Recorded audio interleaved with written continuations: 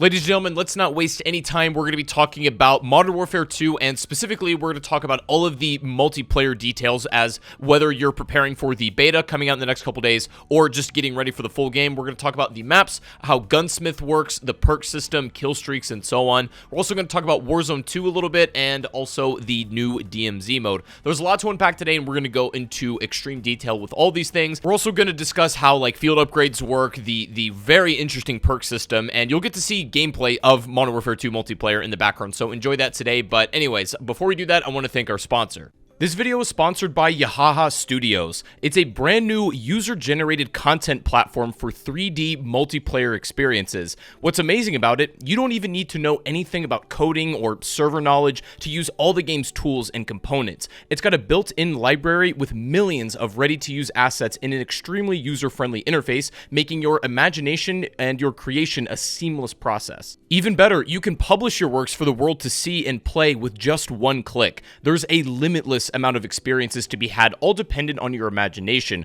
It's cross-platform, free to play, and growing rapidly. So join in on the fun today and Yahaha Studios. Link is down in the description. Thank you so much for sponsoring this video. So first and foremost, we should start with the new updated Gunsmith. Obviously, Modern Warfare 2019 added the new in-depth customizability to each weapon, and it looks like Modern Warfare 2 has taken that a step further. But in this game, it's done a bit differently, and it's kind of confusing. So I feel like that's where we should begin. So in this game, you're going to have all of your typical expected types of attachments like optics, stocks, magazines, and so on. But you're also going to have a brand new slot that's called a receiver, and basically once you get to ranking this part of your weapon up, the receiver, you can think of it as a family of weapons, or like a specific platform or subtype of weapons. And once you are starting to upgrade the receiver, that progression is going to carry over for all guns as well. What this means is, as you use a certain weapon and get more attachments for it after you're upgrading its family, let's say, you can then apply those attachments you've already earned to different weapons, meaning you no longer have to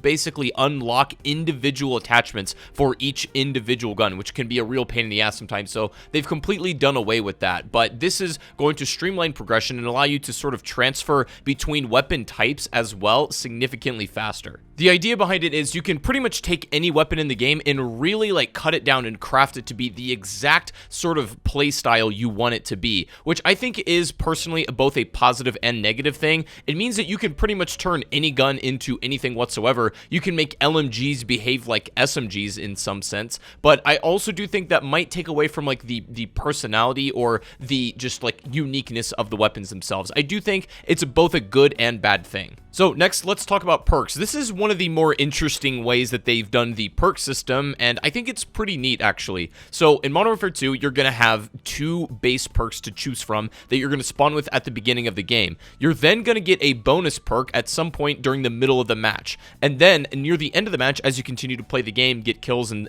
etc., you're going to get an ultimate perk. And these are the really high tier ones that everybody wants, like Ghost. Just things for staying off the radar, or just really the crutch perks from older Call of Duty games that everybody runs, and those are now going to be worked into bonus perks where you're not going to spawn with them immediately. You're going to have to get them as the match progresses, which is a very neat idea. Real quick, in regards to multiplayer maps themselves, it seems like they've taken the design philosophy from Modern Warfare 2019 and just tightened up the gameplay loop a little bit. They've made these maps a bit more, cut down, frantic, fast-paced, and is supposed to emulate that style of a more classic Call of Duty multiplayer map, at least for 6v6, that is. Now, there is bigger modes like Invasion, which is pretty much like the ground war equivalent to TDM. It even has AI players involved, which is extremely interesting. We'll see how that actually plays out. But as far as the 6v6 goes, they've really tried to dial it back to the more classic COD experience. Also, just as a personal note, the game's color palette is really nice. It is certainly more vibrant and colorful than the original Modern Warfare, but it doesn't take that color to an absolute extreme, ripping you out of the experience. So I'm a big fan of just the way the game looks visually. When it comes to core movement, it is very similar to the original Modern Warfare, but there's a few new mechanics and some changes to already existing ones. There is a lot of underwater play in this game, and the way that it interacts with the core gameplay has been really well thought out. I don't know how much it's going to be used in all honesty, but it is there. Also, there is a dolphin dive that is returned, obviously, from Classic COD, and there still is sliding. It's just entirely based on your input. This means, however, is there is no more slide canceling. As far as anyone has been able to play and tell, there is no way to, like, do the slide cancel from Modern Warfare 2019. Now, I still do think there is going to be some interesting tech that's discovered with the movement in this game, but you do have more options. You have that dive. You also have the traditional slide, which cannot be broken currently in its current implementation, but is still usable. Kill streaks are about what you'd expect from a Modern Warfare game. You're going to have your really, like, high-end streaks, chopper gunners, AC-130s, and stuff like that. I'm not sure if there is a nuke in this game. I actually cannot confirm. I haven't seen one yet, but I'm sure there's going to be one implemented, probably for the full build of the game. Most likely not in the beta, but when it does fully release, I'm sure there's going to be something. Both equipment and field upgrades work pretty much how you remember from Modern Warfare, so not too much to really change there. Dead Silence is a field upgrade, for anybody wondering. It is not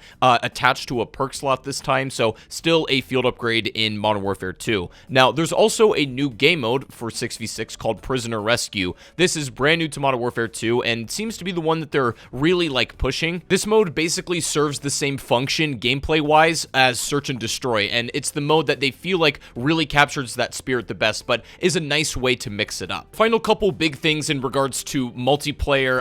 All of the AI they developed in the game are not going to appear in the classic modes like TDM, Domination. Like, you don't want bots in that, but again, things like Invasion, it's going to be a lot more of a chill pace from what they say. It's like, this is a mode just to kick back, relax, and play, and you're going to be shooting real players and bots at the same time. There's also modes like Knockout, where you have to basically secure the cache or eliminate the other team. This will also not have AI from what I understand, and then finally, it wouldn't be Modern Warfare 2 without a third-person game mode. So yes, they do have a fully functioning third-person mode in here, and it seems like this is going to be rolled out to more game modes as the year goes along. And yes, for anyone wondering, Spec Ops will be launching with the game just as another mode. Like, obviously we have a ton that's already coming, but Spec Ops will be a part of this whole experience, which is good to see. Now, let's talk about other experiences, and let's get into Warzone a little bit. Now, to be honest, I haven't played Warzone in a while personally, but I'm interested in checking out Warzone 2, and this is the new map, Mazrah. And so this is kind of like them sort of going back to the design philosophy of Verdansk a little bit, but with a bit of a twist. You're going to notice that in a lot of these POIs,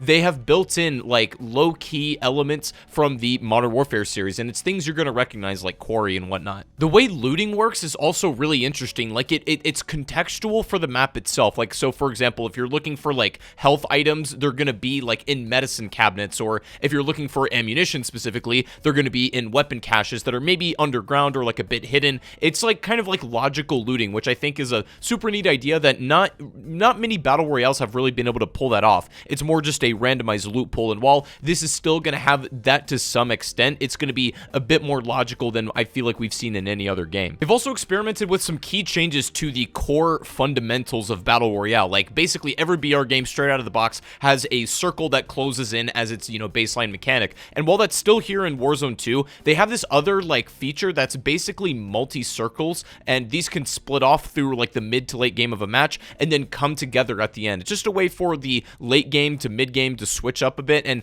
I don't think I've seen any battle royale actually attempt this before and even pull it off to some extent, so I'm excited to see how this even plays. Gulag itself has been overhauled a little bit to where now, once you're in it, you have to temporarily team up with an enemy to get yourselves both out of there, and there's also, like, some AI that can be thrown into the mix for, you know, some even differentiated gameplay. So that they've tried some really crazy things from what they've said, and maybe we'll see different versions of these iterations as it goes along, but it's looking pretty insane. And even with vehicles now have weight classes that can respond differently to action. You also have to, like, you can fix tires if they get popped, or you can refuel your vehicle. Most of them do work on fuel, although there's some that don't, and these can be refilled at gas stations if they happen to run out. Instead of each car being more or less the same, the only difference is really being speed and maybe where its cover is located. Each one is going to function significantly different, and the way that you repair and maintain them in-game is going to give you a lot more to think about when it comes to decision making. Warzone 2 with all Mazrah should be releasing 2 weeks after the release of MW2, so on November 16th, and I don't know if this is replacing original Warzone. Like, I don't know if Caldera or just like anything else like that is going to be playable once this comes out. They haven't really specified. I imagine both will still be playable, but I guess we'll have to wait and see when we get there. And I think it goes without saying that all of the progression that you make in multiplayer, in Warzone, or hell, even Warzone Mobile is all going to carry over to your main account. So it's all interconnected. So anyways, that's pretty much it. That's everything you need to know about multiplayer, Warzone 2 as of right now, and even Warzone Mobile a little bit. So I hope you guys enjoyed. Let me know what you think down below. And I just want to make this clear and concise as possible. Make sure to drop a like if you enjoyed, subscribe if you're brand new, and I will see you guys on the beta tomorrow. Have a good one, and peace out.